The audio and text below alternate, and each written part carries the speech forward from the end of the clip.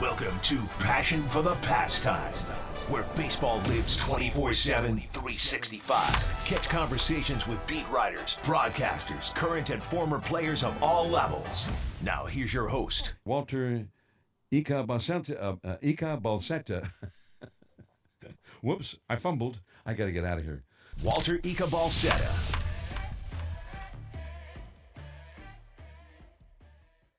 Yo, what's up, everybody, and welcome to Passion for the Pastime here on a Thursday, 2 weeks away from the start of opening day, or I guess the start of the inaugural start for MLB is actually coming up on Tuesday, on the 18th, with the Cubs and the Dodgers. But the start for everyone else, and the start that everyone else is counting as the official start of Major League Baseball, happens 2 weeks from today with the Giants heading to Cincinnati. It's going to be a fun time there. So what's up, everybody? Welcome in to Passion for the Pastime. Again, my name is Walter Riccardo. This is your first time here in the podcast. Really appreciate you guys stopping by. My name is Walter Riccardo. I work at KMBR, and yeah, it's going to be a fun season, man. I mean, we're getting closer and closer to the start of the regular season,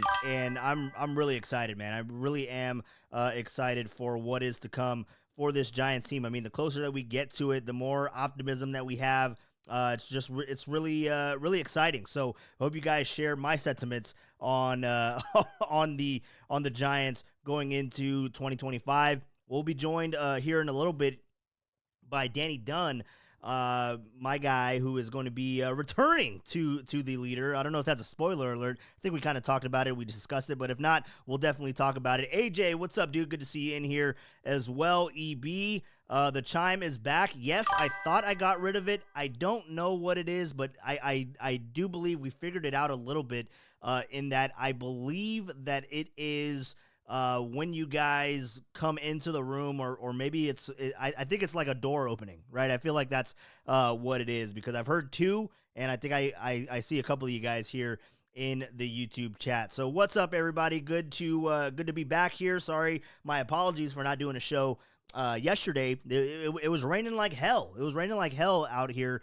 in the East Bay, so wasn't able to get that up and running in a timely manner. So my apologies for that. But what's up?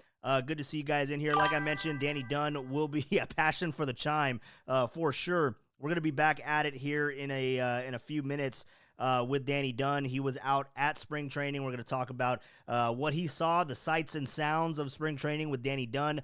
It's not a Dunn day, but it's gonna be a fun day with Danny Dunn here on a Wednesday. So it's gonna be a lot of fun. We'll talk to him about that. One thing that we're going to get into, and as you can tell with the title of today's episode, the theme, I guess, of this episode is who's going to be the Giants' secret weapon going into 2025.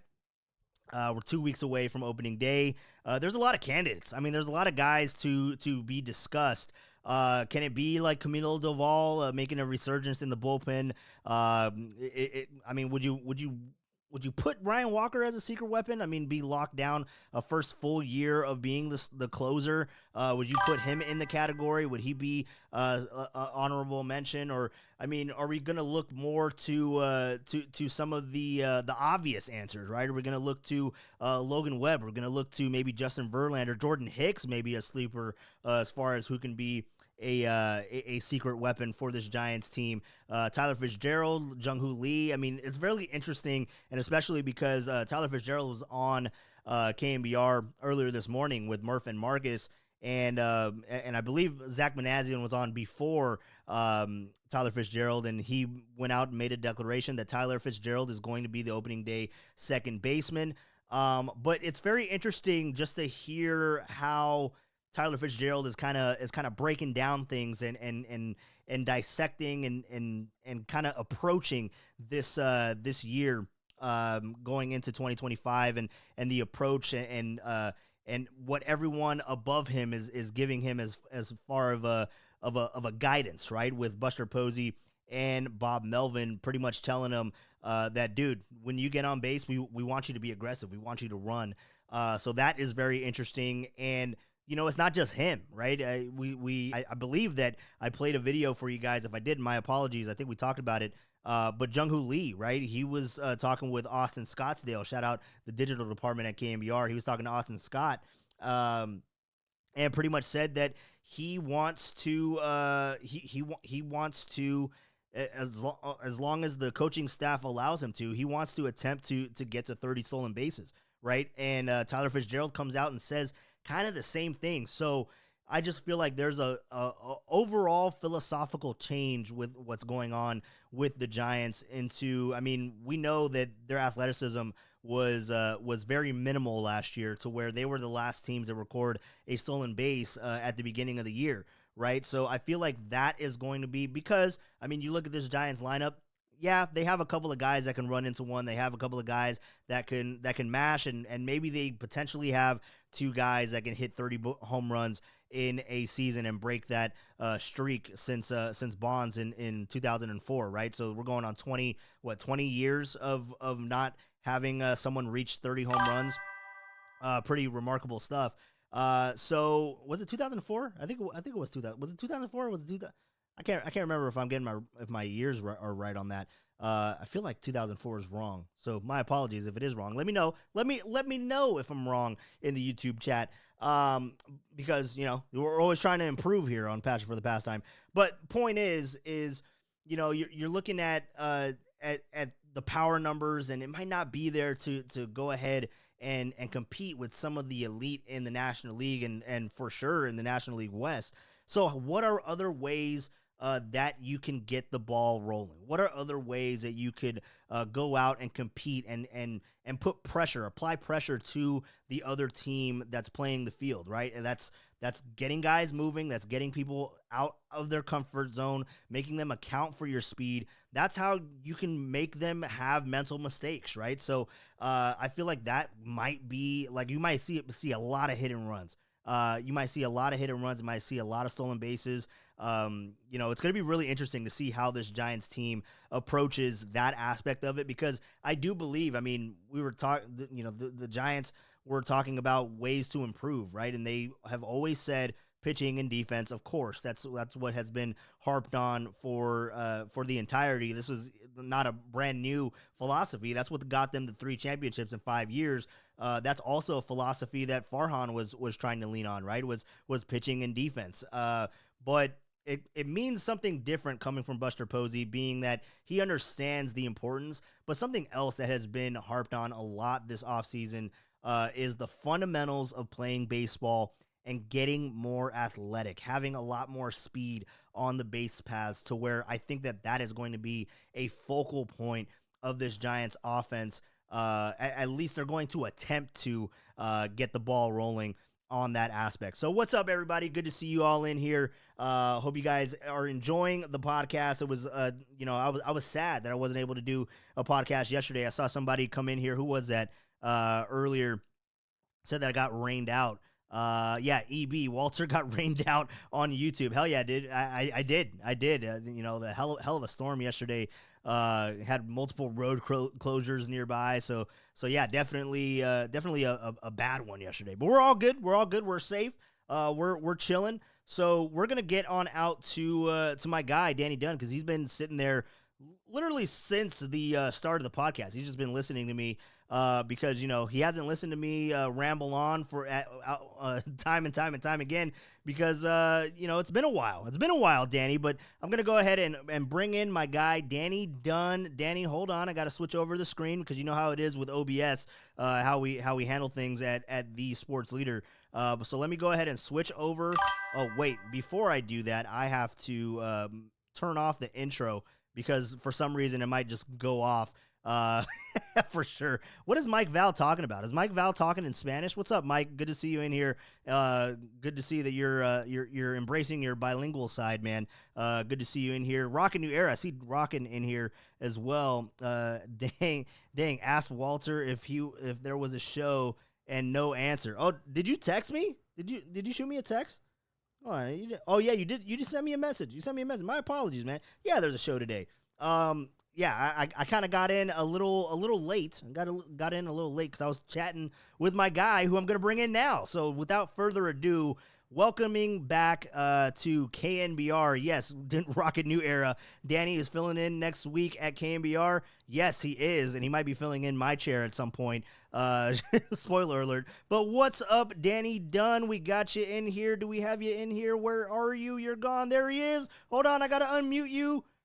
Danny Dunn, Hey, what's there up, we go. dude? What's up, man? How you doing today? Hey, how does your chat know before I do that I'm filling in for KMBR next week? Well, because Tim can't keep a secret. I mean, you know, Tim's just a blabbermouth. He just goes on, and goes on. Doesn't know when to keep quiet. You know, keep a good thing quiet. A little Danny's trivia takes and Tuesdays. What did I get that right? Yeah, for sure, man. Anthony chiming in. You mean the commercial leader? Yeah, we're not talking about that commercial, man. I already called my family. We're all good to go. Called Rockin' too. Walt, yeah. Did I hear that correctly? You missed a show because it was raining out? Yeah, it was raining, bro. I got rained out. I mean, hey, it's a baseball podcast, so fittingly so.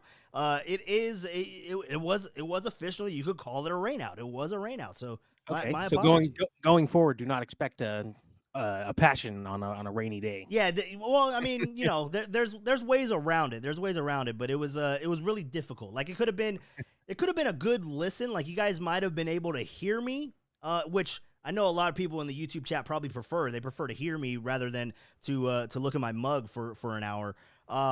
But I think it would have been too spotty. So I didn't want to chance it. You know, you got to keep a good product going. That's what we're doing here on Passion for the Pastime. And also checking in with Tacky. Tacky dropped us with a you know what he dropped us with. But yeah, go ahead, Danny. I was gonna say also, did I see over the weekend that you did another test at an ungodly hour of the night? I did a couple of tests. Yeah, I did a couple of tests over the weekend. I figured out how to do some tests while not bothering you guys now. So you guys shouldn't see a test. You guys shouldn't see a test in the foreseeable future. But yes, I was testing out quite a bit, few things over the weekend. Yes. All right, beautiful. Anthony, by the way, Danny, I got to get your thoughts on this. Anthony Mirakovic, I think is how it goes. What's up, Anthony? Good to see you in here, man. Pat H is hyped. He was at Harmonic. I don't know if he was drinking, if he was getting in his bag a little bit, but he just types in Danny, or let me read it how it says. Danny has an explanation. Had the exclamation mark. Jesus Christ. Was I drinking at Harmonic? What in the hell? Oh, I can't speak English. I see Danny's beautiful face and I just get all flustered. I can't handle myself. I did hear them shouting Pat H out at the at Harmonic, Copes, and Depop. Oh, hell yeah, dude. Yeah, no, Pat H is a diehard. He wanted me to go out there, but last time I was out at Harmonic, you know, I hung out with Pat H and yeah, you missed the show. No, Danny, no. I didn't miss the show. I started the show. Pushed it back to like 8 o'clock or something. Did I start the show like in my car and then I walked upstairs and I sat down? Is that how it started? I don't remember if that's how it went. Maybe that was when Roki Sasaki signed and I was bitching in my car. I don't remember how it started. I just remember I was like 8:30. Jesus, this guy can suck. Doesn't he know he can clock out? Yeah. No, I don't know that. I didn't know that I can clock out, Danny. But yeah, everybody's excited to see you in here. Yes, Danny will be filling in next week for Thin Tim. So you guys are gonna have a much better show with Tim out there. Exclamation. Okay, I just had to make sure. Yeah, what the hell was I saying? I was like, you know what, Danny? I'm starting to get these habits of Derek and misspeaking and not being able to speak properly. It's a scary road. That gets me a little nervous because is this lettuce gonna stick around for too much longer? I'm getting concerned. I know it's gonna get in your face pretty soon. You're not gonna know what to do. You're gonna be spitting. You're gonna be mispronouncing words all over the place. Yeah, dude. Yeah, no, for sure. But all right, Danny, let's get into it, man, because you blew us off. By the way, you blew us off on Monday because you were driving back from spring training, which you had a good reason. You had nieces, you had nephews in the car. I understand how chaotic that can be, especially if you know my nieces. They are I love them with all my heart, but they can get a can get a little rowdy, especially in a car ride. Yeah, the car ride actually wasn't too bad with them because they all, each one of them, I have two nieces and a nephew, or at least on this car ride I did. Uh, they were all on their video games and phones, just doing stuff, and it was actually pretty peaceful. The one that wouldn't shut up was my sister.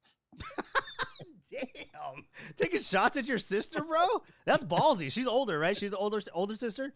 She's older and she drove the whole way. Thank you, Oh, Yvonne. dude, yeah, that's ballsy on you. Wow, the pair on you, Danny. My goodness, you'd never see me trash talking my sister on live television, like on YouTube, on Passion for the Pastime. You never see that. No, I'd have to go back and look. I remember you did talk about your sister before, but I think don't it know was if in it an was good or bad. enduring way, though. I think it was in a loving manner. Sure it was, Walt. I wonder You always- if she's watching right now. I got you've seen my sister. She can kick my ass like 100%. Yeah, and I occasionally see her in the comments section. I figure out a way to view it, Walt, without having you do it. I have it open over here. Oh, look at you being innovative. Look, see, it was funny because I wanted to have you on, Danny, because I know you're technically savvy. Not saying that my guest prior, Martin Gallegos, isn't technically savvy, but I knew you would figure it out. He wasn't able to figure it out, so we had to do a good old fashioned phone call with Martin Gallegos on Tuesday. Yeah, did you let the Passion crew know that you switched up the video settings? I let them know that I switched up we're giving it a trial run. I'm trying to figure out if they're liking it or not.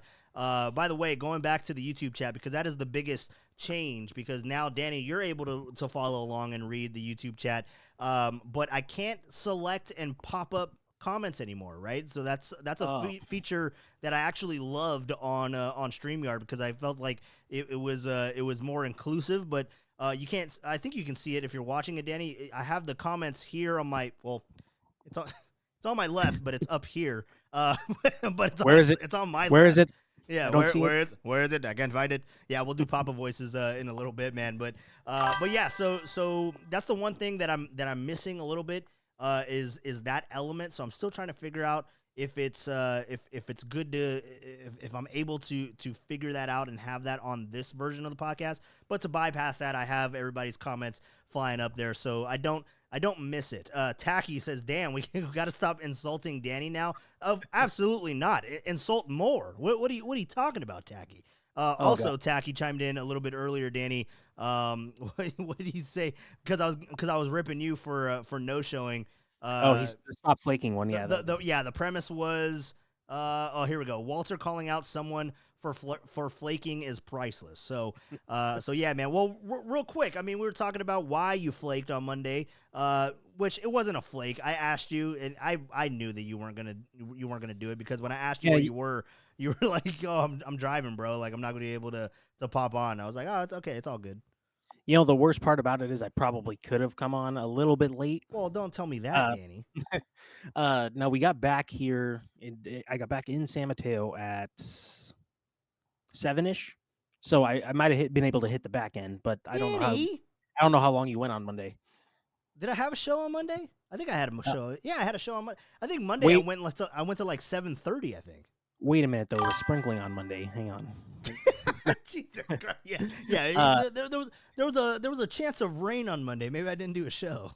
No, it was like a 12-hour drive, though. I wouldn't have been my best. I would have been snapping at you at every corner. Wow. So probably for the best that I didn't. No, that would have been great content, dude. Just you in the car, just like begging for it all to end. Like, it would be priceless. Yeah, I think when you were messaging me, we were around Bakersfield, so I guess we could have pulled off the side of the highway and did something there. Jesus, you guys are driving really slow. I think I texted you at like noon, didn't I? Yeah. No. Was it more closer to like 3? Maybe was it? Yeah, I thought it was after the show, after your show, Papa Silver. Maybe. I don't know. I don't remember. 12 hours, but that's a long time, dude. Was that your longest drive? I mean, I know you've done the drive before, but is that the longest drive that you've ever been a part of? 12 hours? No. I've gone on cross country road trips with my family. That was when I was a lot younger, like 12, 13, something like that. Okay. We took I-80 across the country, and it's gotta be kind of similar. Like like for the 12-hour one, we stopped and had lunch somewhere, so it's like not continuous, and we stop for gas, bathroom breaks, stuff like that. But yeah, probably on the East Coast road trip, we probably every day was like a 12-hour day because you got to cover a lot of ground. There's a lot of nothing in the middle of the country, Walt. Yeah, no, I'm aware. I'm aware of that. You know, it's funny flying back east. The couple of times that I have, when you're able to like look out the window and it's clear, you just see it's just flat. Like there's nothing there. I'm just like this is miserable. Yeah, I'm like, what is going on here? it's bad when the rest stops warn you. They're like, next one's not for another hour. It's better. Oh, dude. Well, that's a fun drive. I mean, road trips are, I'm not the biggest on road trips. I try to fly everywhere that I go. Hannah knows more than anybody. I will refuse to go on a road trip unless I absolutely have to. Like for the longest time, the furthest that I would go was to San Francisco. But then occasional Reno. Like that'd be the farthest that I can go in a car ride.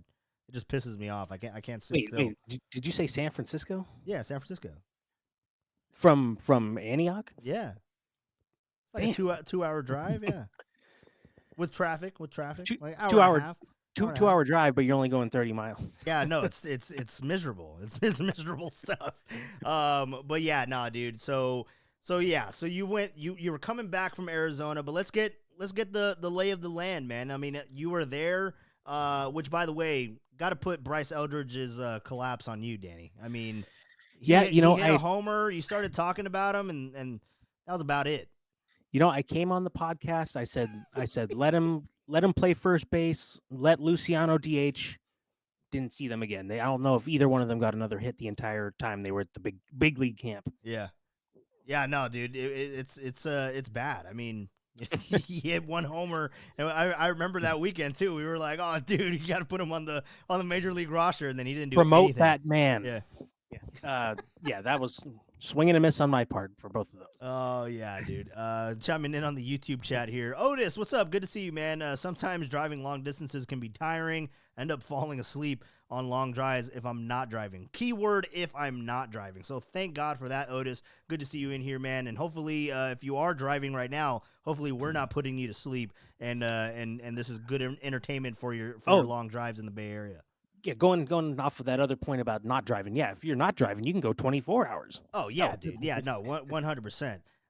Tacky chiming in. Road trips blows unless someone else is driving and I'm high. Yeah, I mean, hey, that's a mode of travel. That's a flying high. Yeah, that's a mode of travel for sure. Walter, okay, relax, Tacky. My God. Was it the using the bathroom one? Yes, it was the using the bathroom one. I'm not gonna read it. You can see it, Danny. Jesus Christ, Tacky. Good luck getting those tickets, bro. All right, so Danny, you were down in Arizona.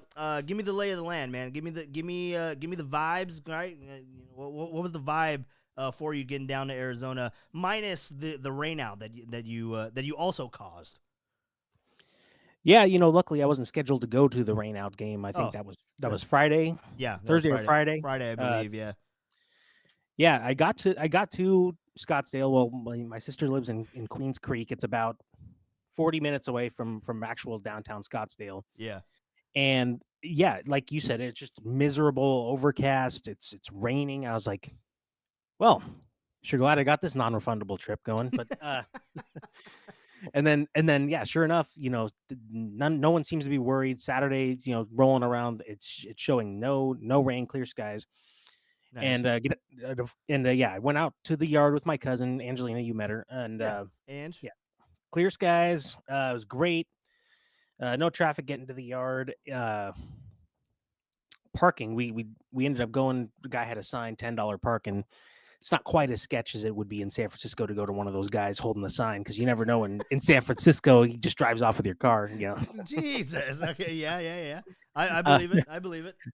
Yeah, $10 for parking. And yeah, it was great. So she turned to me and she's like, "So is anyone in the lineup today that's going to make the opening day team? Like, is it And I thought to myself, I was like, yeah, you know what? I didn't even check. I didn't really care. I was glad to be out at the yard. It's just fun watching the games there.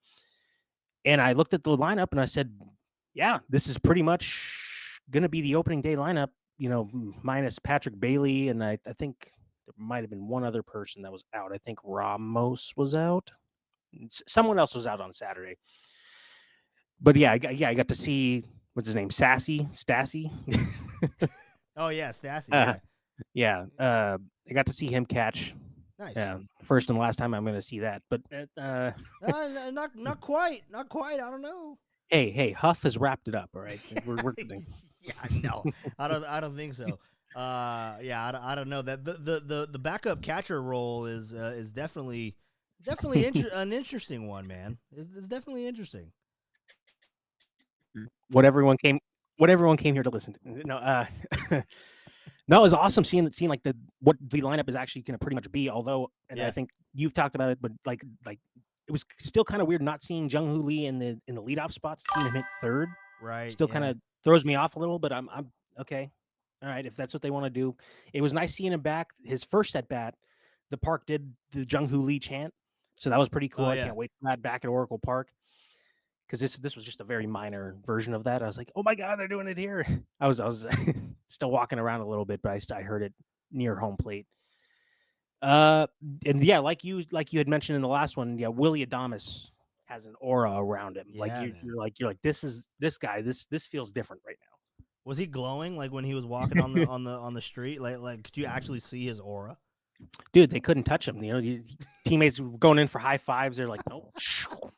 There's just like a force field around him. Yeah, man. I mean that's the big thing is there's a lot of the same characters. There's a lot of the same people that we had from 2024, but then there's subtle differences, right? I mean, you talk about Willie Adames and that aura, right? And just his energy level that he brings to this clubhouse. I've been saying it all spring long in that, he's essentially another Matt Chapman, right? I mean, he's Matt Chapman, but in a different way. Like he leads in a different manner than Matt Chapman. You figure like Matt Chapman, he's kind of more strict. He's by the book, accountable. But then Willie Adames, he's kind of like the yin to the yang, right? He kind of like comes in with the swagger. He comes in with the swagger. He loosens it up and keeps it fun, right? And so that's a huge thing because I mentioned that with Katie, right? Just having Willie Adames.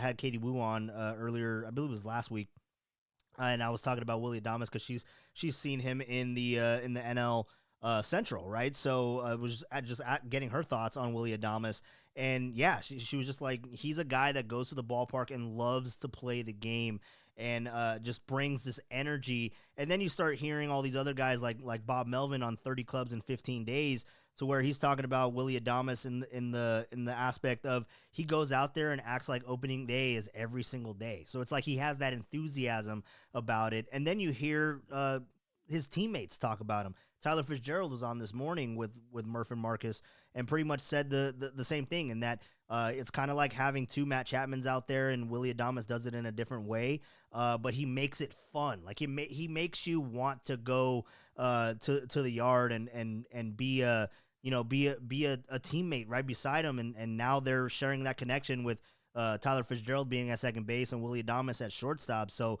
just the vibes just from all of those guys. And then you have guys like Matt Chapman, because you saw Matt Chapman too, right? You saw him on Yep.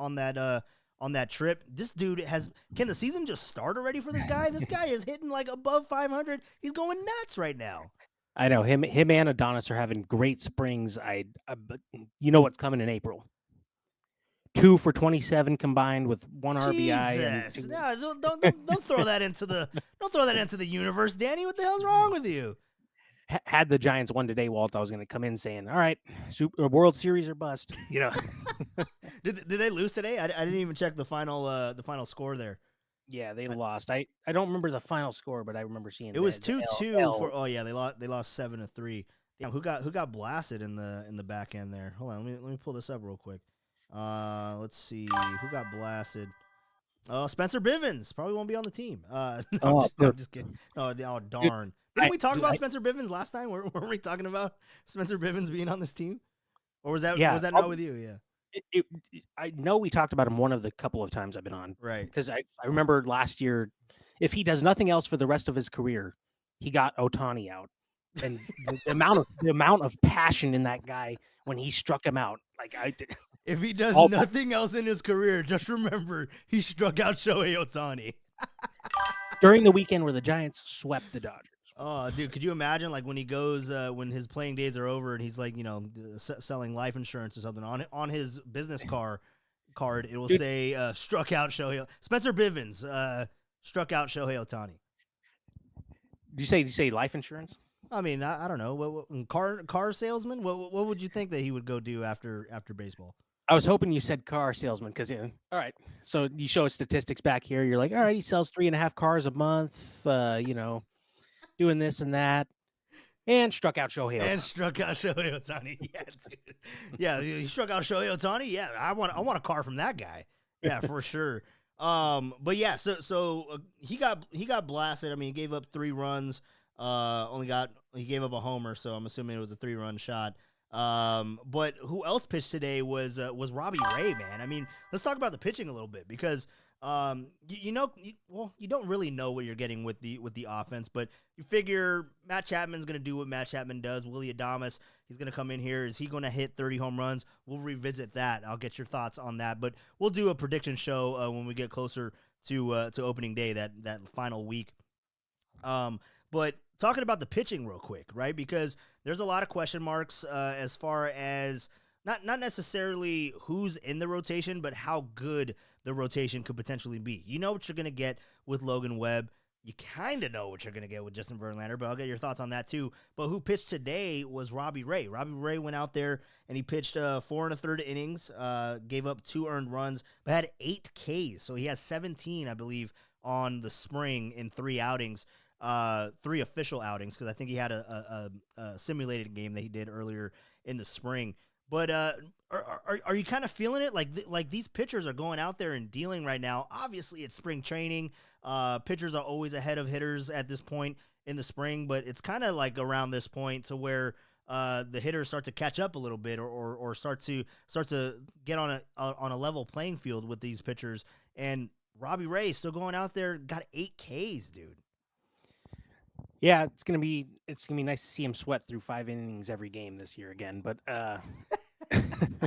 no, it's God, nice you're to just see. a ball of sunshine, Danny. Jesus.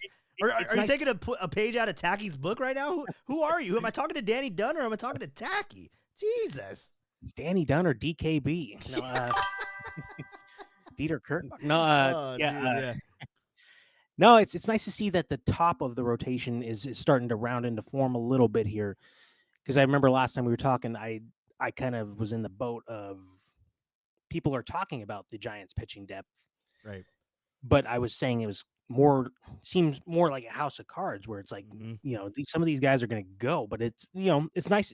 You can only see what's in front of you, right? Well, Right. So yeah, it's nice to see Robbie Ray and Justin Verlander doing well in spring. Logan Webb, Jordan Hicks having a nice spring, and so really the only caveat is the 5th spot, which is starting to get a little clearer. I don't know how much you've dived into that, but yeah, it seems like Kyle Harrison might be falling behind Hayden Birdsong, and it might even seem like one of the dark horses, Landon Roop, who has had great springs the past couple of years, but when he came up, it was a little dicey, but he's even looking good. Yeah, I mean, when you're looking at the number 5 starter position, man, I mean, we've talked about it, and it seemed like at the beginning of spring when we talked to Susan, when I had her on the podcast, she pretty much said that he is the front runner in the clubhouse at that point in camp, right? And he, or I guess entering camp, but then he apparently, I didn't know this, but Papa brought this up on the show. He had I was on it first. Yeah, I knew about it first. De La John. But yeah, so he was talking about De La, and he we all know that he had the illness, but apparently he lost like 15 pounds on that illness. Okay. I don't know what the hell he had, but my goodness, 15 pounds that he lost. God, I need to get on that diet. Yeah, okay. Yeah, let me get sick real quick. Need to put off some weight before the holidays. Yeah, I don't know what he could have had that would have made him that deathly ill, but from all things, like I watched his interview with Pabs before the right at Yeah. the start of training camp, Yeah. where he said he feels good going into the training camp, and he feels like his stamina is going to be better this year. He doesn't expect to be on an innings count like he was last year. Mm-hmm. Uh, but it is strange that they're going with only Eric Miller in the bullpen. Do you think that there's any chance they throw Kyle Harrison in as that second lefty? Well, see, so that's the question, right? It is okay.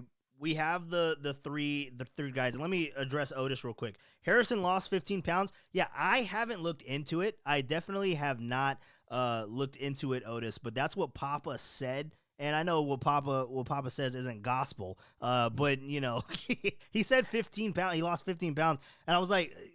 And I remember it because I was like, what the hell? He lost 15 pounds. I had the same reaction that you did, Otis. So I I'm had going to to look scale into my- that. I'm going to see. I'm going to see if he did lose 15 pounds. Maybe it's closer to like 5 pounds or maybe, maybe 10 pounds. I don't had know. to scale 15 myself. sounds like a lot. Yeah. I weighed him myself. I took him to the doctor's office and I moved the little weight to the left. And I know he lost 15 pounds. I saw it. I took my 49ers one and I took it to spring training in Scottsdale. Dude, yeah. So I am not entirely sure on the on the report. I don't know where it came from, but Papa did say it. So he's well connected. That's all I'm saying. So if it was 15 pounds, that is shocker. But going back to you, Danny, because I just had to address Otis there in the YouTube chat. But going back to you and talking about the number 5 starter, that is the interesting part about this. Is that what happened? Okay, so. You're going to award someone the number 5 starter, Right. but what happens beyond that? Like what happens to what's the fallout? I think the most realistic thing, especially if Kyle Harrison lost that much weight, I think the most realistic thing is that Kyle Harrison would then start in Sacramento, build up that stamina, build up that weight again. I don't know how quickly you can pack on weight at this point. If he did lose that much weight, but yeah, so that would be the course of action that I would see, right? It would be that Kyle Harrison goes, and I know how everybody loves Hayden Birdsong. I am one of them. I am a Hayden Birdsong head. I would love to see him in the rotation to start, but he is young. He does need to refine a couple of things. He needs to work on his command a little bit. So I can definitely see him starting in Sacramento as well. So you're going with the Roop is on fire, which would lead to Landon Roop. I know Landon Roop got blasted in his last start, but prior to that, I mean, the guy has looked electric. He really has a feel for all of his pitches, and you pair him in there with that curveball. He started throwing a changeup. I mean, this guy just looks really, really polished at this point in spring. Obviously, it's spring training, but I would say right now, going into these final 2 weeks, would be that Landon Roop would be the leading candidate to be the number 5 starter at this point, at this juncture. But now going back to, would you put Kyle Harrison in the bullpen? It's very interesting because you look at George Contos and what he said last year. I don't know if you remember, Danny. You were working with us then, so it wasn't too long ago. You were on the board. So if you were paying attention, let me quiz you. Yeah, but George Contos did say that he profiles Kyle Harrison more as a reliever than a starter. And when you start looking at it and you understand, I mean, he relies heavily on a fastball. And if he doesn't have high velocity, like if he's not sitting in the mid 90s like he was, then he's essentially throwing BP because he doesn't have secondary pitches that he has confidence in. That was something that he was supposed to be working on in this offseason. That's something that he was supposed to be working on in spring. And maybe it's still there, right? But just to understand the repertoire, that's a fun word to say. I can say that word. The repertoire or the arsenal of a Kyle Harrison, it leads him to be a reliever.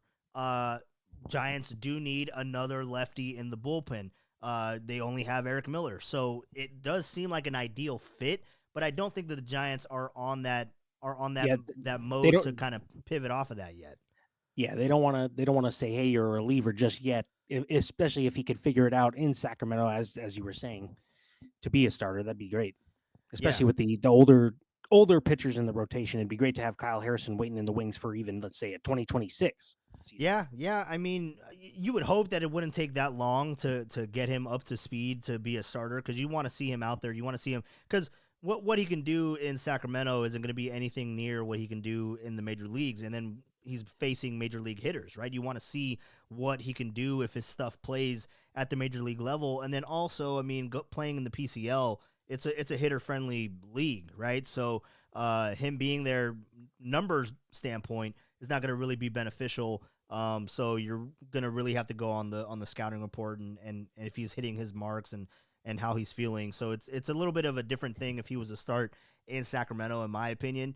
But a lefty that nobody's really talking about, man, is because they very well could go Eric Miller, right? They could very well go Eric Miller, and that's it for the bullpen. Because I mean, I don't know, you got to have guys that can get guys out consistently on both sides of the plate, right? It's not lefty, righty, right. Like, it's not that type of matchup game like we used to know with Bruce Bochy, and he was the king of that.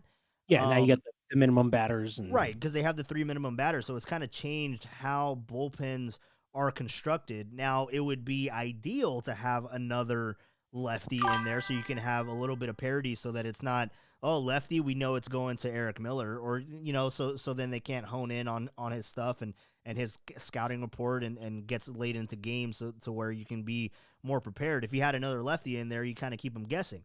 But one guy that hasn't been discussed is Carson Whisenhunt.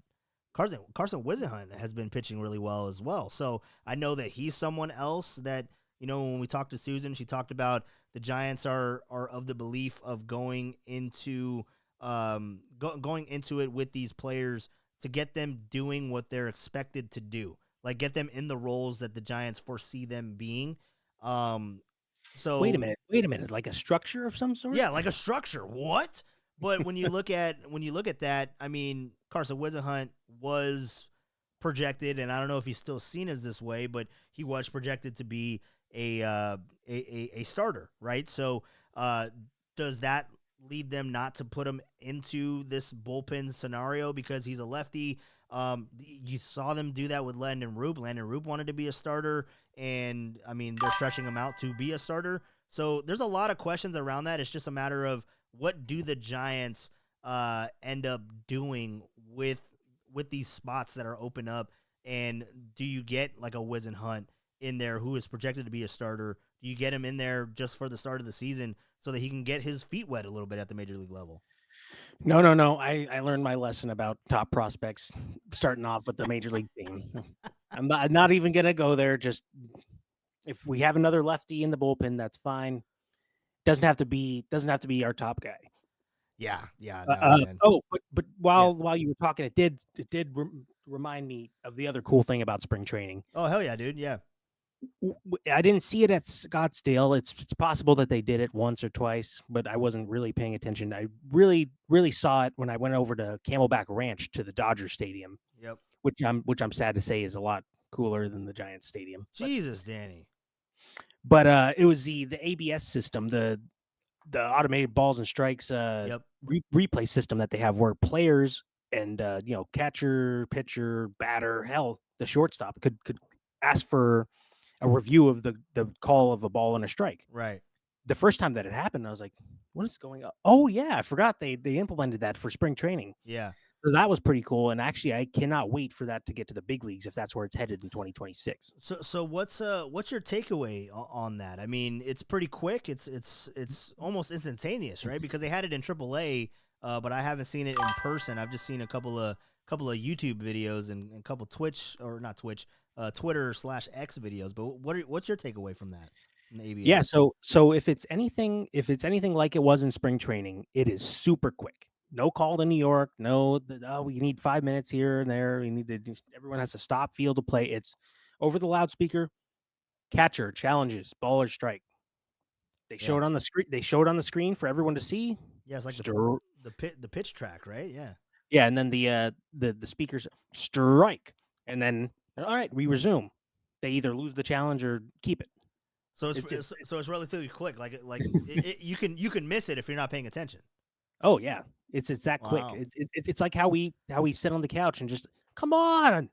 We knew this 5 minutes ago. The guy was safe. Yeah, right. It's like we need to get that for every single challenge call. Yeah, And dude. you I know what? mean, And you know what? Not even just baseball. Every sport. every Let's stop sport calling. have Let's it stop calling New York. instantaneous. There's no reason why something should take freaking 5 minutes to review. Like Oh. it doesn't. It doesn't take that long. It's not that. It's Ooh. not that hard.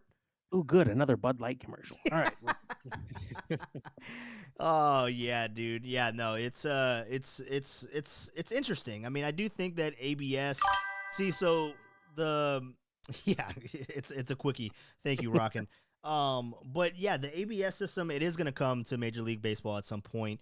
They were kind of playing around with two systems, right? It was the ABS, the automatic balls and strike for the entirety of the game, to where the umpire was there, he was reading or he was hearing the call back from the system, and he would call it according to the box.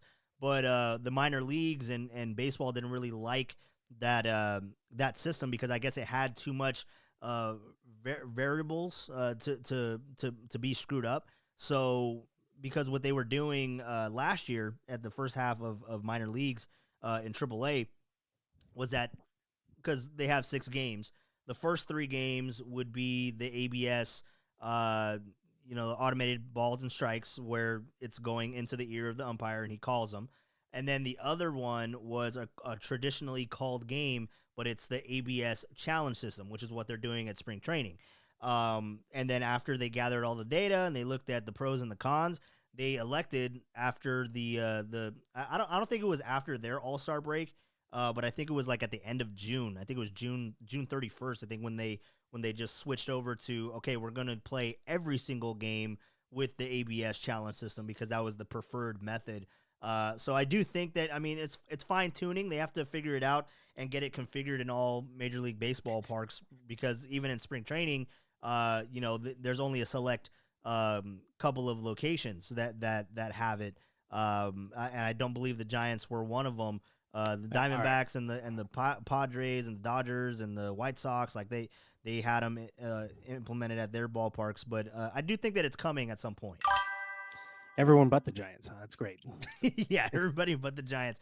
So I mean, what's interesting about that is it could potentially put a damper or lessen the value of a guy that has a pitch frame rate like Patrick Bailey, right? I mean, that's his bread and butter, to where you can just get anybody back there to catch the ball and be a catcher.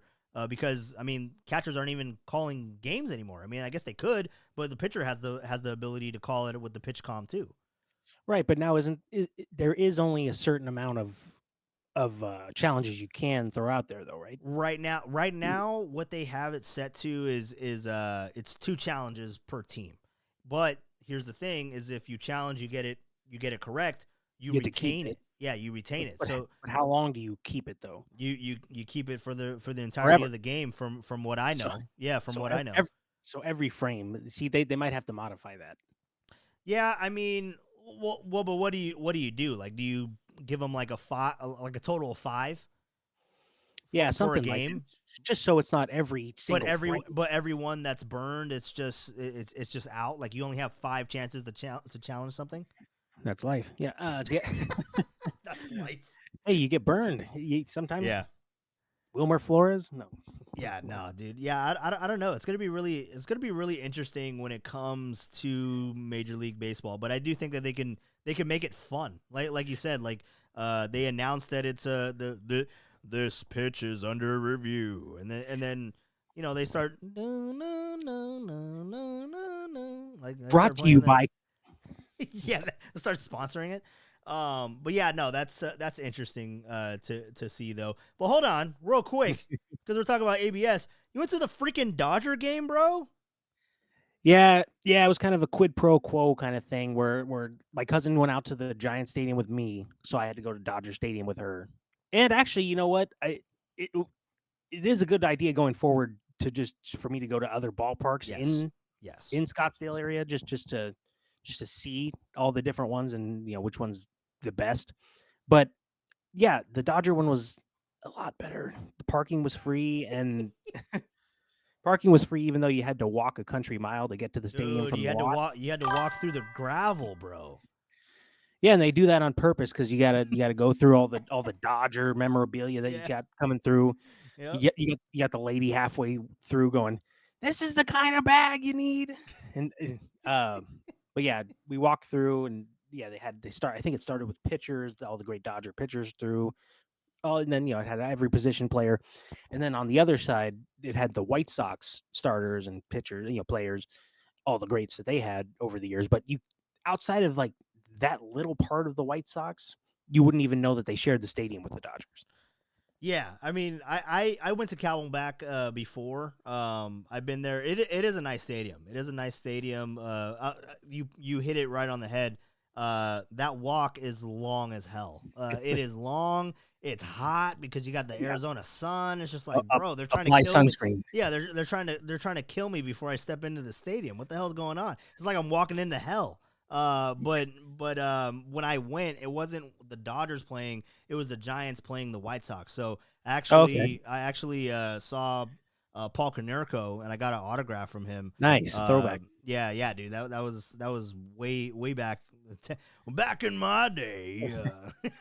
Yeah, But I got Mark Burley's signature.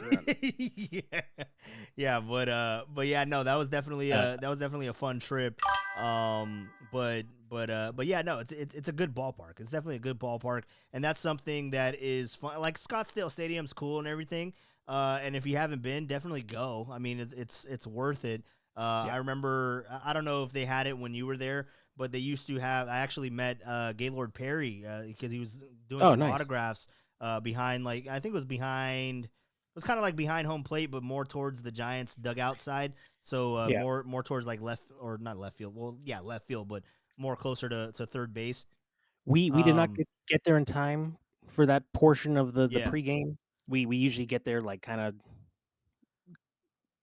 30 minutes beforehand, maybe 20. Okay, Something yeah, like no, dude, they were signing during the game, like they had Oh, were they? tables. Yeah, they had tables. So when I walked Oh, up, like not on the field. You're not on talking the field, you're on talking the by like the in the concessions and all concourse. that. Yeah, by the concessions. Like they probably had memorabilia that you can Yeah, auction I didn't for and see stuff any like that.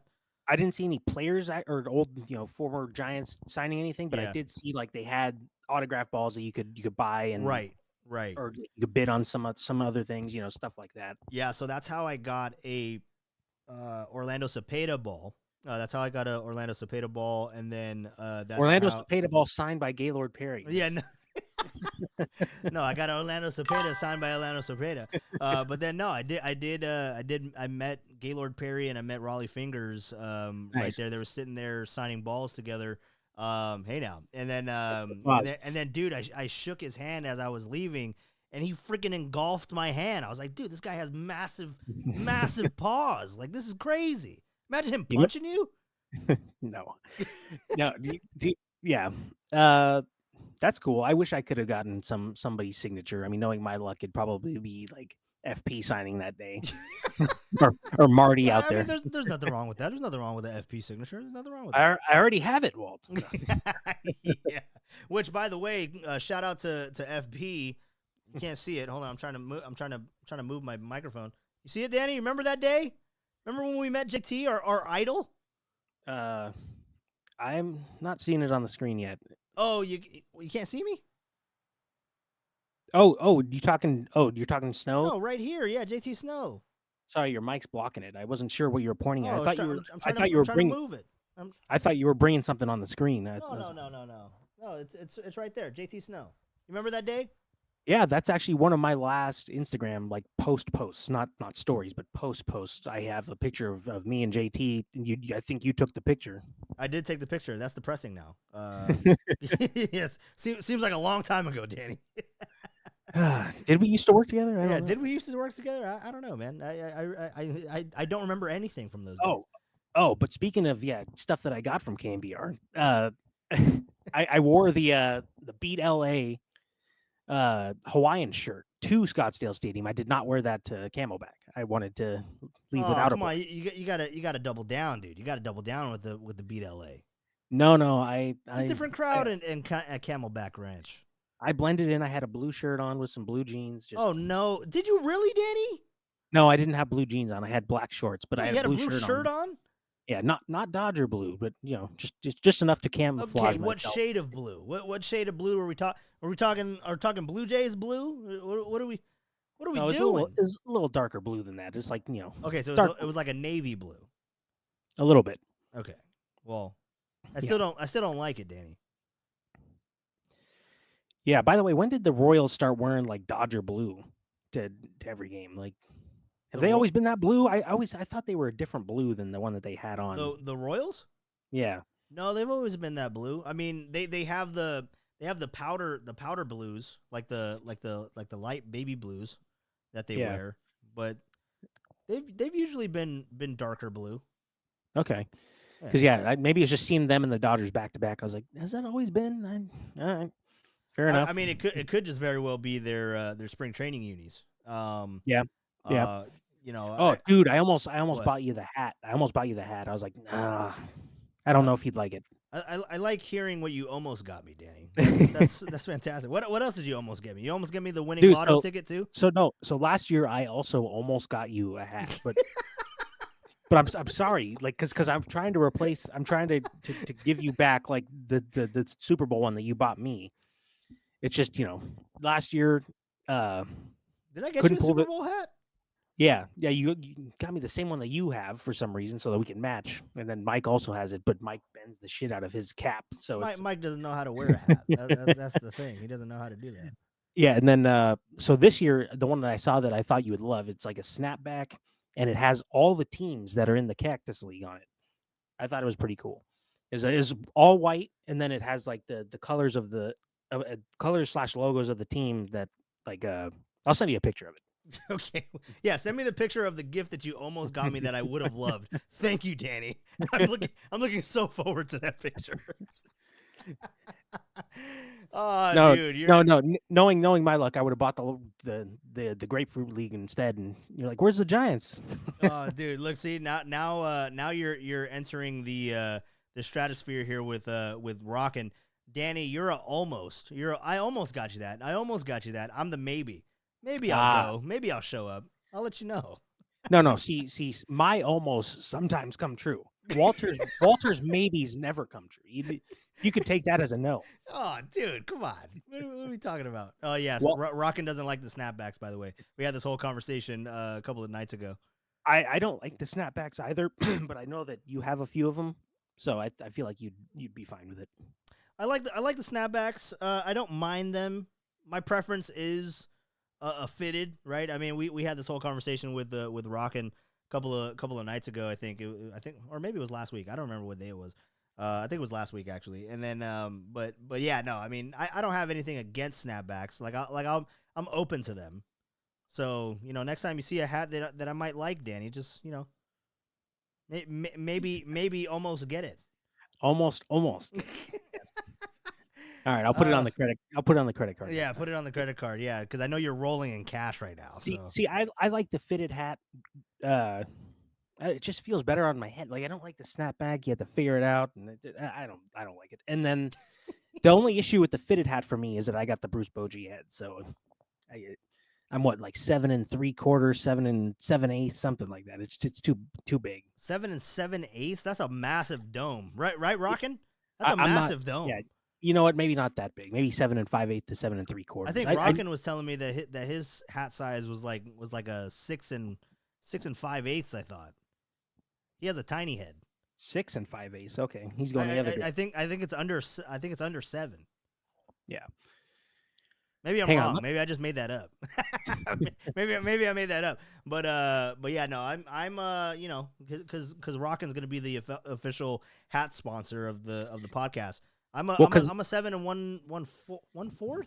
7 1/4. Yeah, is that what I am? Check it real quick. Yeah, let me check real quick. Let me see what size is. Come on. Yeah, it's 7 and a quarter. 7 and All a right. quarter. All right. Yeah. Well, so I would have pulled the trigger this year had I seen the one that I was going to get you last year. And I'll probably say the same thing next year. Thank you. Thank you. I can't wait to see that picture of what my phone died, by the way. I saw Mike wanted to ask us a question earlier. He wanted to ask us about a trade proposal. He wanted to call in, but I don't know if you're taking calls. I would normally, but you can see it. I'm trying to turn on my phone, but it is dead. If I hold it, look, you can see 0%. I didn't put it on the charger today. That's not my like apologies. So Mike, if you want to, no, I'm not a 7 1/8. I'm a 7 1/4. I used to be 7 1/8 when I didn't have hair. I mean, I'm giving him S for having a small head. My head's tiny too. It's a little quadruple E checking in. You know what they say about big heads. What? Eric's in here, dude. I gotta invite Eric in here. We're gonna do a 3-way at some point. We're definitely gonna have to do that before the start of this of the season. But Mike, real quick, dude. My apologies. So my phone is dead. I saw you just saw that. Yeah, 925. No, that's not the phone number. but yeah, dude. Let us know what your trade request or your trade question was. Just type it into the YouTube chat. We'll chime in on it and give our thoughts. Eric, 3-ways are my specialty. Specialty. Yeah. What was the one earlier? Exclamation. Okay. Exclamation. I don't know why that was so hard for me to say. The fuck? No, No, Mike, just type out the question, bro. It doesn't take that long. I can read it. I can read sometimes. Someone shout out liar liar. Did we make a liar liar reference earlier? Did we make a liar liar reference? I mean, maybe. Me and Derek were actually talking liar liar. Or no, we weren't talking liar liar. We were talking the mask because he said he said Stanley Ipkiss. I was like, yeah, and he was like, you know who that is? I was like, the fuck? I was like, yes, Derek. He was like, well, who is it? I said, Smokin'. And I was like, actually, no, it's more like Milo. Danny, did I lose you? I lost Danny. No. Where the hell did Danny go? No, there you are. Wait, you pop back up. Where are you? What the hell happened? Can you hear me? You disappeared for a second. Can you hear me? There you go. There, now you're back. Yeah, now you're back. I can see you now. I can hear you. That was funny. I heard you saying that you lost me before I even left. Like before I lost you on my end. Oh, that's crazy. Yeah, no, I'm in the future apparently. So I heard you doing the no. It was actually pretty cool. You like faded when you did that. It was hella cool. No. So wait, what was the context for the mask? Why were you? I don't know. He just randomly said Stanley Ipkiss, and I was just like, oh yeah, the mask. Yeah, Derek does walk around just saying stuff. He does. He just says whatever's on his mind, dude. Says whatever's on his mind, and then we started ripping Tony because we were like, dude, you ever seen the mask? No chance. No, he said that he did, so I didn't quiz him on it. No. You know what he watched? He watched Son of the Mask. That's what it was. Because he started talking about a cartoon, and then Derek started backing him up. I'm like, I don't remember a fucking cartoon of the Mask. Freaking tone. Do you remember that? No, I don't remember a cartoon. I don't remember that either. I really don't. I think they were all both full of S. I don't know why I said S. I think they were full of shit. Gonna lose my S. Yeah. No. Oh, so since the last time I was on, I did see The Monkey, the movie. The Monkey. Yeah, that was pretty good. Pretty stupid, but pretty good. Was it on the rally monkey from the Angels or what?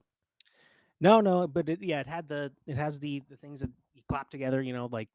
Oh yeah, the freaking monkey from with the cymbals from Toy Story 3. Exactly. And yeah. So it does that, and it has the drumstick and stuff, and when it's done doing the drumsticks, somebody dies. So you're just waiting for that the whole time. It's actually kind of like Final Destination. It's pretty cool. Wait, so he's just sitting there the whole time, just clapping? Yeah. So the key, you have to turn the key in the back of the monkey, okay, to activate it, and then once that happens, the monkey could just pick anyone it wants to. But usually for the stories, do they die brutally or like? Yes. Really? It's just like Final Destination. Oh shit! All right. Where you see something go there, and then. Damn, the monkey. Yeah. Wait, so it's like they're playing Spin the Bottle, but they're turning the monkey key. That's what they're doing. Yeah, but it's really only two brothers in the movie that actually turn the key, but it's entertaining, and then you see a lot of interesting deaths throughout the movie. Okay. Has Uh, anyone else seen the monkey? I think Monkey Man is wild. I think maybe Wes has seen it. Let's see. Oh, it's based off of an old Stephen King short story. yes, That's what I AJ did. Cruz said. What's up, AJ? Good to see you in I here, did man. hear. I did hear that it said based on Stephen King or something of that sort. Hey, Stephen King is a nut. Danny hates you. Yeah, that's what Eric says. Suck a dick, Eric. This pen is royal blue. Oh, is that what they were talking about? Because we The were talking about goddamn pen is blue. Yeah.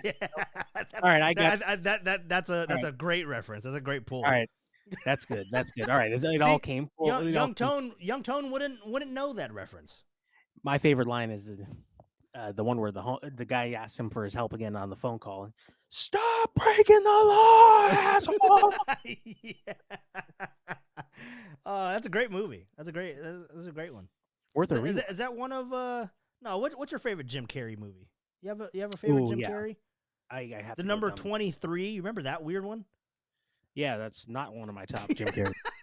No, that Dumb and was a Dumber. weird, that was a weird movie. I was like, what the fuck? What is he doing in this movie? Dumb and Dumber is hands down my favorite Jim yeah, Carrey of course, movie. of I course. just I laugh at it the same now that I did when I first watched it, and it's just tears coming down. What about Fun Big- with Dick and Jane? That was a good movie. No, You didn't like that one? didn't like that one. I like Bruce Almighty. Bruce Almighty's good. Yeah, Bruce Almighty's good. uh, Whoa, you did that in slow motion. That was crazy. You went. Bloop, bloop, bloop, bloop, bloop, bloop. Your internet connection's crapping out on us, dude. I think we gotta call it a night. Damn it. But really quick. Well, go ahead. I was just gonna throw Yes Man into the mix too. Oh, Yes Man. You know what? I don't think I've ever seen Yes Man. Yeah, Jim Carrey and Zoe Deschanel. I think Bradley Cooper's in it too. There's a scene where like What a cast! Also, There's a a scene where- cast in that movie. Jim Carrey's at like a Blockbuster when they still existed, and Okay. Bradley Cooper. No, I'm Bradley Cooper's like, calling him from outside. Oh, Jesus. Okay. Go ahead. It's going all over the place. Go ahead. I'm just going to shut up. Tell your story. No, it's not important anymore. It's a funny scene. Go watch it if you haven't seen All it. right. I'll watch Yes Man. For sure. Yeah. Mike Val checking in on Jim Carrey movies. Ace Ventura, of course. You got to go to Ace Ventura. Alrighty then. Alrighty then. Yeah, that's a great movie. For sure. But dude, really quickly, because I need to ask you a question, because my segment that we do on Wednesdays, the Wednesday whip around with Walter on Wednesdays. You whip it out. Yeah, whip it out every Wednesday for the Gregs. They really into it. So I don't know if you saw this video of a fan fighting Sharky, the mascot for the San Jose Sharks. Yes, they had to break him up, right? Dude, so first of all, that is a crazy premise. Like you're going to a game and you're squaring up with a mascot. That is incredible. But then I asked them on the show. I said, so in the spirit of fighting mascots, if you had to pick a mascot to fight, which one would you take? So I'm going to ask you that question. Which mascot would you fight? Well, first of all, is it possible that maybe he knew the man under the mask and that's why he was fighting him? Or do you think Sharky just pissed him off by doing stupid things? Well, apparently the story is that Sharky went and sat next to him, and the dude, I guess, kind of fell over in his chair. Apparently that's what it was. Yeah, I guess if you spill someone's $16 beer, you're gonna get a little bit of a rumble going. Yeah, I mean, yeah, I'd fight you, Danny. If you spilled my beer. Let's see. All right, I'm gonna stall for a second. Who did they pick? Okay, so Silver went with the Stanford tree. The Stanford, yeah, he said just because it's a stupid. Yeah. So, because his allegiance to Cal through Mike Silver, through Papa Silver. Oh, okay. But yeah, he said that he would chop down the Stanford tree, which is kind of funny. It's kind of a funny thought. Like you just see Silver just chopping down a tree. So that's hilarious. And then Timber. And then Papa went with he called him Slider, but I had to correct him on air. He didn't really like that too much. But you got to keep Papa in check. I told him I don't think that's his name. I think his name's Dinger because he was going with the mascot from the Rockies. Dinger. No, that doesn't sound right. Yeah, I was like, no, I'm pretty sure it's Dinger, Pop. And he's like, oh, Dinger? Well, who the hell's Slider? Did I make it up? I said, no, I just met her. I think that's the mascot for the Guardians, bro. I think you mixed them up. They both exist, but yeah, the name is Dinger. So we had a whole conversation on that one. God, I don't know if I'd want to fight any of the mascots. I would like to participate in the Milwaukee Brewers the sausage race at the 7th inning stretch. Which sausage would you be? I don't know what kind are they. I don't know. You got a bratwurst, right? You got the German one. You got the Italian. You got an Italian sausage. You got an Italian sausage there too. You got the Frank, right? The good old American. Frankfurter. And you can't forget about chorizo. You gotta roll with chorizo. Yeah, I think I'd go Italian. You go Italian? You talking Yeah. Italians? Talking Italian? Yeah, he re-signed with the Rams. So would you want to okay, so now I'm taking it a step further. Would you rather want to race the Freeze in Atlanta? Would you want to be a sausage in the sausage race, or would you want to be a president in the president's race in Nationals Park? Probably a sausage at the sausage park. Yeah, you'd want to be a sausage? Yeah. All right. Sounds like it'd be the funnest. I think I don't want to race the Freeze. I want to see how fast I am. Doesn't the winner get to slide down the slide? Am I making that up? Rocket. Wait, what? The winner gets to slide down the slide? No, I think only Mr. Brewer gets to do that. I don't think the sausages go down the slide. Well, F him. Rocket New Era is hating on the way that I say chorizo. Well, you want me to say it real Latin? Chorizo. Chorizo. Chorizo. Chorizo. You like that? Oh, like that, Rockin'? Jesus. I've been rewatching Spanglish too. I just watched about half of it. And oh yeah, the little that just reminded me of the what's your name? Flor. Flor. Yeah. So Flor. No, you're saying it wrong. Yeah, Flor. Gotta roll the R's. Chorizo. Chorizo. Look, see now everyone's gonna be like, oh my god, he's speaking Spanish. Gotta put some subtitles on that guy. Okay, rockin' approved. Rockin' approved. Yes, there you go. Roll your R's, damn it. Oh man, let's see. Didn't a player get hurt sliding down the slide a few seasons ago? No, I don't think it was a player. I think it was a reporter. I think it was the reporter for the Dodgers. Damn, I forget his name, but he went down the slide, and I think he showed up like with a cast after that. Jesus, I gotta pull that up. Fall off it? I don't know what he did. Like, how do you get hurt going down a slide? Well, there's a Dodger reporter for you. Yeah, shows him. Jesus Christ, I gotta start talking Spanish again. Look, you got me speaking Spanish. I forgot how to speak English. Chorizo. Who was your guy from down there? I think you and Carrie have had him on a bunch. Fabian. Yeah, that's it. Mm-hmm. Fabian Aradaya. I'm gonna try to have him on Monday because he's in Japan. So the one time Bill would try to get it right. Oh, is it Fabian? Nope, yeah, Fabian. Damn it! You tell him like 3 times. Fabian. He's like, oh, okay, I got it, Walter. Hey, Fabian. I was like, no. Lucas Giolotti. Big Bill. Lucas Giolotti. Giolito. I guess I could say this on the pod. You remember his nickname? No, it wasn't a nickname. He just messed up Jung-Hoo Lee's name. Hung-Jo Lee. Hey, you got to talk to Derek too. Hung-Jo Lee. He keeps butchering Jung-Hoo Lee's name too. What did he say? He keeps calling him Jung-Ho Lee. Jung-Ho? Yeah. I don't know if it's like a tick or what. Wait, really? I've never heard it before. This was I don't know. This was like maybe a week or 2 ago. I heard him say it, and then he like doubled down on saying it again. Like that's just the way he said it, even though he heard other people saying it Jung-Hoo. Oh Jesus! So okay, so that makes me feel a little better. Derek messes up more than I do when speaking. Well, Derek messes up all the time, Walt. You know this. You guys did a podcast together. Yeah, we did for for I think 7 weeks until everything went to shit. You've been on what? Have you been on Just Your Opinion, man? I've been on Just Your Opinion, man. We're actually going to do a crossover event on. I guess I can go out on the Just Your Opinion, man podcast network. We're going to have a crossover event on the Tuesday before the regular season on the 25th. So it's going to be me, Derek, and Steven. Not to be confused with the collective. So. Not to be confused with the collective. That's at a later date.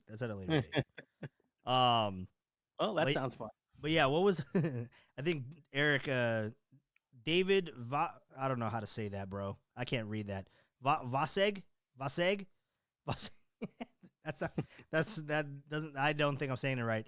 Was his name, but yes, he was the Dodger reporter. Yeah, dude, I remember him showing up in the cast and I was howling. I think maybe we were looking at it one time in the bullpen, to be honest. Eric probably booked him for the show. Oh, that's funny. 415 West chiming in. I'm going to call him that forever now. Hung Joe Lee. This will get back to Bill. I never said that. Yeah, he's like, Walter, I got to talk to you about something. Which, by the way, I think I'm going to have Bill on the podcast at some point. Maybe I'll ask him about that. Nice. I won't ask him. He'll get pissed. He'll get pissed about it. But yeah, no, this was a lot of fun. Real quick, I mean, we didn't even get into the title of the podcast, Danny. So I got to ask you on the way out.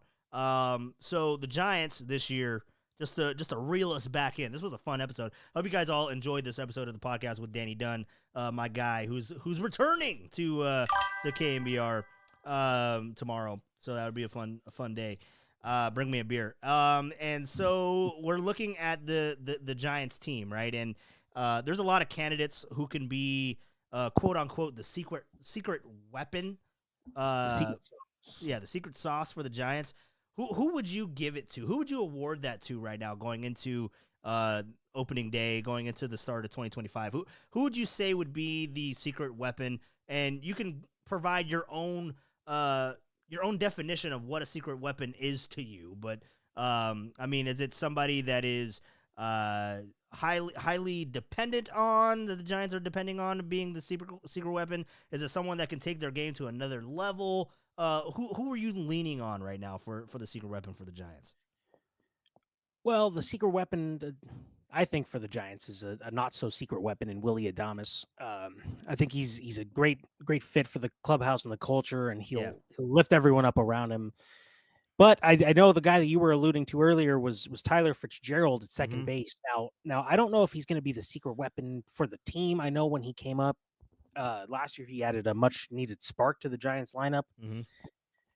As far as the 30 steals, you're saying it's a tall order, Walt, to ask for a Giants player, and mind you, two separate Giants players.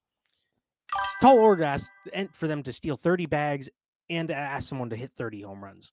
Yeah. So it might be difficult.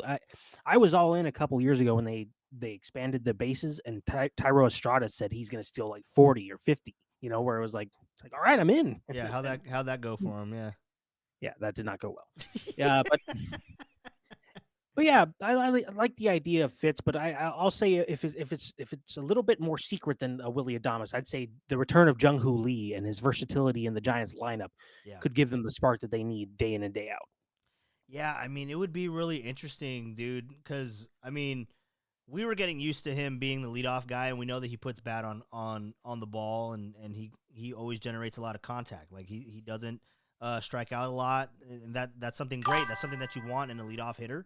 But now they're having him go to the number 3 spot, and if Willie Adames is getting on base at a regular pace, and you got Jung-Hoo Lee who always puts the bat on the ball. That can be a really interesting combination of the middle of the lineup. And I wasn't even talking about the leadoff hitter with Lamont Wade Jr. for the 5 games that you have him at the beginning of the year. But we'll see how long he could be in the lineup. But I'm saying, and Walt, you have Yaz to take over for him. Oh Jesus! All right, don't get me started on Yaz. But you look at that. You look at the potential of the table setters in front of Jung-Hoo Lee, and you know that he's going to get contact on the ball. Now, does he hit into double plays? That would suck. But he could be. That's why I like that pick. He could be a secret weapon in that. I mean, we saw 2 months of him last year. We don't really know what he's capable of doing. A lot of it is predicated on his success in the KBO. He was paid like a superstar, so is he going to morph into that superstar this year? He looks motivated. He looks like he's playing with a lot of confidence in spring training right now. So it would be really interesting. And he has the protection of Matt Chapman right behind and Elliot Ramos. So I mean, it can get really interesting in that middle part of the lineup from 2 to 5, 2 to 6. And I believe in Austin Scottsdale's video, he had the double stuffed Oreo. So that's he did encouraging. have the double stuff. You a double stuff guy? You go double stuff? I'll go double stuff. I don't know if I'd go the the quadruple stuff that was the biggest one that he had. That was like the size of your, yeah. It was like the size of your eyeball. You know, that sounds like a problem. I don't think I could do that one. I don't think I could do that one. 415 West checking in. What's up, dude? He's talking about Robbie Ray. He's interesting. Matos could be that guy too. Jung Hoo Lee to step up 2 weeks. Yeah, dude, I'm hyped. I'm definitely hyped for the start of the regular season. My guy would be probably Tyler Fitzgerald. I mean, as you talked about it, just because I do think, and I'm going to ask you a follow-up question on what you said earlier, but I do think that Tyler Fitzgerald, because he's going to be hitting in that 9 spot, he's going to get good pitches to hit because you don't want a guy of his caliber. You don't want a guy that can get on base and be a disruptor on the base paths and for opposing pitchers to where they can't focus on who's in front of them. Then you if he gets on base at the 9 spot, that's a perfect spot for him right now. Would I like him to be the leadoff spot eventually? Yes, but we're not at that point yet. He needs to develop his strike zone. That's why hitting 9th is great, because you know he's going to get good pitches to hit, because they don't want him to be on base in front of Lamont Wade Jr., in front of Willie Adames, in front of Jung Hoo Lee. That can, I mean, imagine a combination of Tyler Fitzgerald and Jung Hoo Lee. The hit and run is going to be massive. It's going to make a massive comeback with this Giants team if that's the case, right? So I feel like him being his success, I think can cause a trickle effect. Maybe not to the level of a Jung Hoo Lee, because I think Jung Hoo Lee in the 3 spot is incredible, and if he's able to perform at a high level, then yeah, that's the secret weapon, because that's something that they didn't have last year. They had Tyler Fitzgerald, and then he kind of fizzled off at the end of the year. But they didn't have his speed. They didn't have his willingness to steal bases. Right? He stole 17. He attempted, I believe, 21. But you know, it sounds like the philosophy of this Giants team moving forward, because you hear the number 30 being thrown out multiple times. It's not just Tyler Fitzgerald saying it. It's not just Jung Hoo Lee saying it. You know what I mean? It's all these guys that have a glimmer of athleticism. I would assume that Matt Chapman is going to maybe try to steal more bases this year.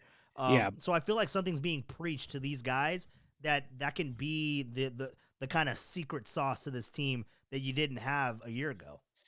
Yeah, you know, and I feel like Matt Chapman almost had that put in his head last year. Right. Because that's what he had a career high in steals, and he was the only guy. He was the only guy that can do it. I know. I heard someone call your show last year, and I thought they were insane for even suggesting that he on the warm up. Yeah, dude. So yeah, I remember that the dude called in. I forget who it was, but he was like, They need to steal more bases, and then I said, well, who is that? Who's going to steal bases for this team? Matt Chapman. Matt Chapman. I was like, all right, Raph, you can hang up on this guy. Come on. I think he was just throwing out a player that he knew. He's like, oh shoot, he got me. Yeah, he was like, oh, he threw me on the spot. No, but at that time, like, who the fuck was gonna steal bases? Who was doing that? I did not think he was gonna steal that many, and so I'm really hoping that Fitz can take the pressure off and not have Chapman be the leader with 15 or whatever it was last year. Well, he had less than Tyler. But because Tyler Fitzgerald had 17, but but yeah, no, he was. I think he was second. He was second on the team. That shouldn't happen. That can't happen. I mean, if he's fourth, if he's fourth or fifth on the team, I think that's good. Then you got guys stealing bases more. Chapman tried to stop him. He tried to bash his legs in a couple of times. He's like, I've never been the leader. Stop stealing so many. Oh yeah, man. No, it's incredible. But Definitely. Yeah, go ahead. just one last. It's just you mentioned the hit and run. It reminded me of something Murph said the other day, where he's like, at the KMBR summit or whatever it is that's coming up at the Presidio. He's like, I'm gonna have to teach Derek what the hit and run is. Yeah, he is. I look forward to that. I'll probably go out to that. That's the Wednesday before the opening day, or the day right before opening day, of the 26th at the Presidio Golf Club. So I'll probably be out there. You gonna head out there? If Tim permits it. If Tim permits it, yeah. You're on Tim's time now, buddy. Yeah, you hear that, Chad? If you can get Tim to not schedule me for that Wednesday, that they're all going to be out at the Presidio, that'd be much appreciated. Yeah, that would be much appreciated. But I have a feeling that you're going to be working that day, Danny. So, dude, a lot of fun. I mean, it's so funny because I told Danny, I was like, "Oh, dude, we'll probably talk for 45 minutes. We'll go to 6:45." It's 7:25 now. It's 7:25. We don't know when to quit ahead. Yeah. You missed your exit. Yeah, I missed my exit. Yeah, we're all the way in Sacramento now. But all right, dude. Well, dude, appreciate you for stopping by the pod. It's definitely a lot of fun. We'll continue to do that. We got to get back on track with the Danny Mondays. We got to do the done day on a Monday. We got to do that. Maybe not this week because we're talking on the final podcast of the week here. So I don't want to see you twice. Yeah, I'm seeing you tomorrow. That's enough. I'll let you breathe on Monday. Yeah, thank you, Danny. Well, dude, I appreciate you stopping by the pod. I'm going to leave you up here and just say bye to the chat real quick because I'm going to get on out of here as well. So let me say my goodbyes to 415 West, to Eric Engel, who stopped by. I'm going to have to do that three-way at some point. Mike Val, good to see you in here, and thank you for stopping by. Anthony Mirakovic, he had a submission here for the secret sauce or the secret weapon for the Giants. Encarnacion and Casey Schmidt. Encarnacion is an interesting pick. He's definitely an interesting pick on that one, Anthony. So I like that for sure.